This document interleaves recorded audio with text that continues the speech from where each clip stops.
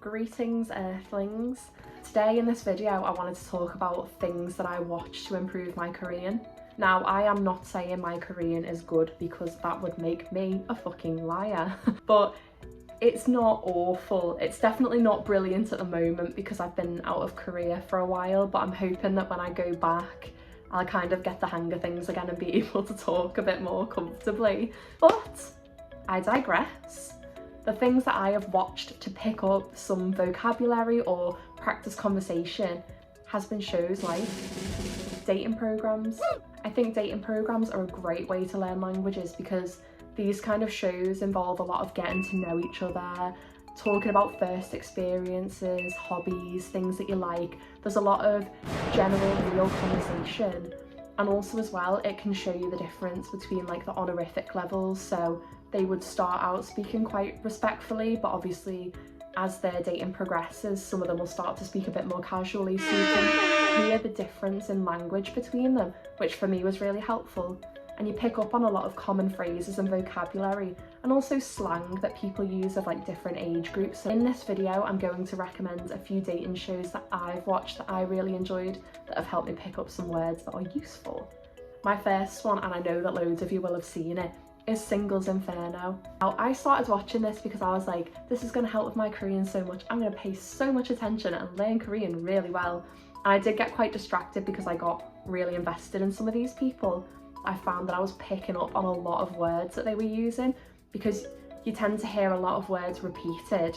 So for anyone who doesn't know what Singles Inferno is, I guess it's kind of similar to Love Island but a bit more like PG. They're not like shagging everywhere, so it's a bit more PG than that. There'll be a bunch of people that'll get put on an island. I think there's like 5 or 6 guys and 5 or 6 women, and then they pick the one that they like based on like first appearances, and then they go to what they call paradise, which on the first season for example is a hotel, and they stay at the hotel, not in the same bed, like separate beds, and they have a date, and then they come back and then they get to know the other people, and there's a lot of activities involved, and it's quite fun because they'll have challenges between each other where it's like games that Korean people would play or like sports that Korean people would play. You get to learn that there's some games and like competitions that they do with each other that I'd never heard of before. They also have nights where they drink together, so you learn a few different drinking games, which is really fun to watch them do. But one thing that I really like about this is that you don't know each other's ages at first, so they all speak in like a pretty respectful way. So it would be like the kind of standard way of speaking to somebody who might be older than you. So it's really nice to be able to see that kind of conversational level. So there's a lot of repeated phrases, so you learn a lot of common questions that they ask each other and like the way that they get to know each other.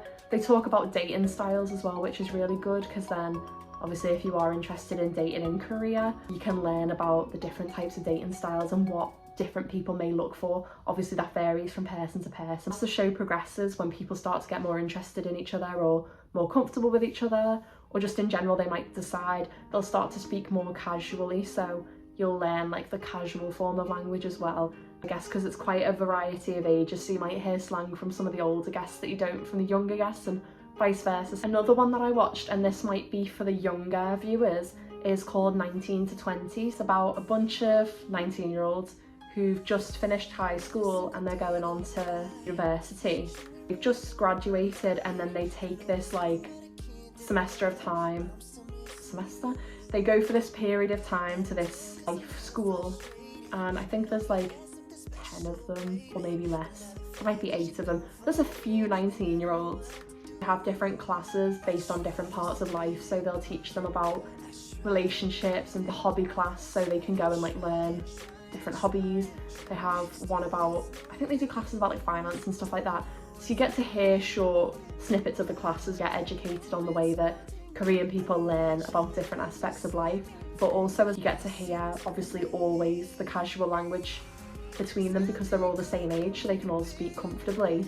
So you learn that way of speaking, especially if you are meeting a lot of people your age. Let's say if you're a student and you're going to be in a class where everyone's the same age, this is really handy to know because everybody's speaking comfortably with each other, which is how you'd be speaking to them. In the Korean age system, you speak different to people depending on their age. So if someone's the same age as me, I speak in the casual language, If someone's a few years older, I speak quite politely. If someone's much older or of like a high standing or something, there's an even more formal language, you'd speak that one. So this is like the really casual one. But this one's really cute, and the biggest difference as well between this and watching something like Singles Inferno is because they're young, they can speak to each other about like their future aspirations and what they want to do next, and they've got more like goals set ahead, whereas like in Singles Inferno they're slightly older, so they're already starting their careers and things like that, whereas these are kids that have just graduated, so they're really excited about doing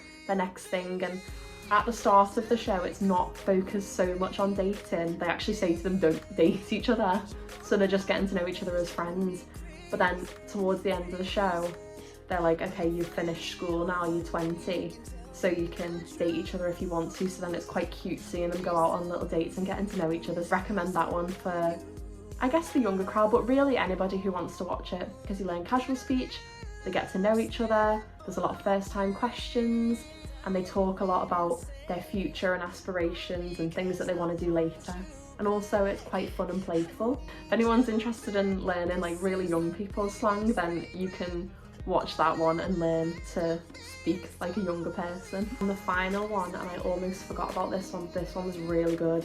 It's called Change Days. So this is about 4 couples and they all move into a house together, and basically the reason for them going to this house, they're not sure if their relationship is how they want it to be and there's something that needs fixing.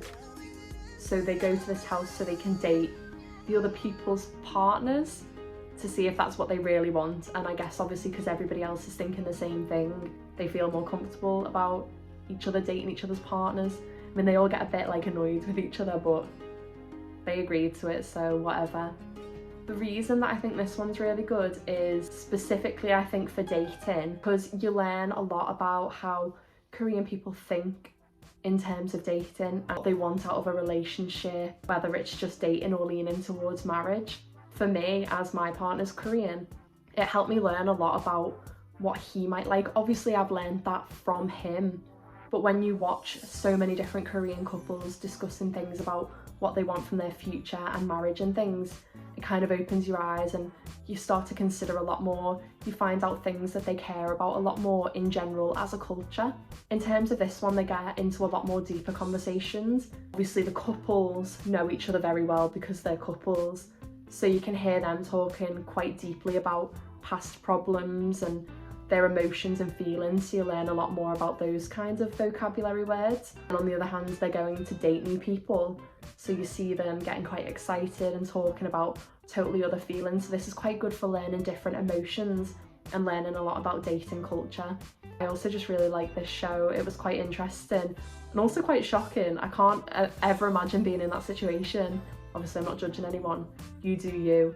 Their thoughts and feelings on their current relationships, and then going to date other people and just seeing their outlook on relationships and marriage in general. It was just really interesting to me. At the end, they decide if they want to be with their partners or go with someone new.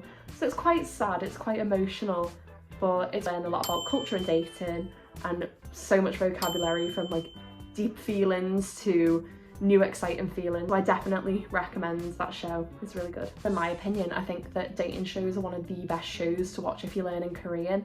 The reason being is that it's a lot of first time encounters, a lot of discussing feelings and emotions, talking about hobbies, getting to know each other. You see different language styles. So I just think as like a whole, it's really good for practicing your listening and learning new vocabulary.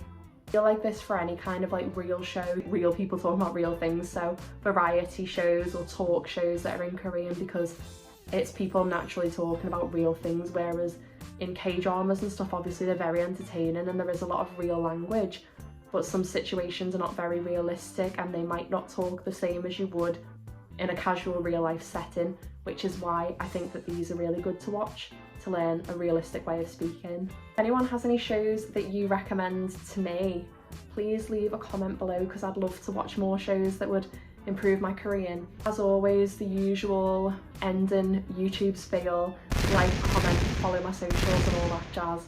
Bye. That was my shoulder. Bye.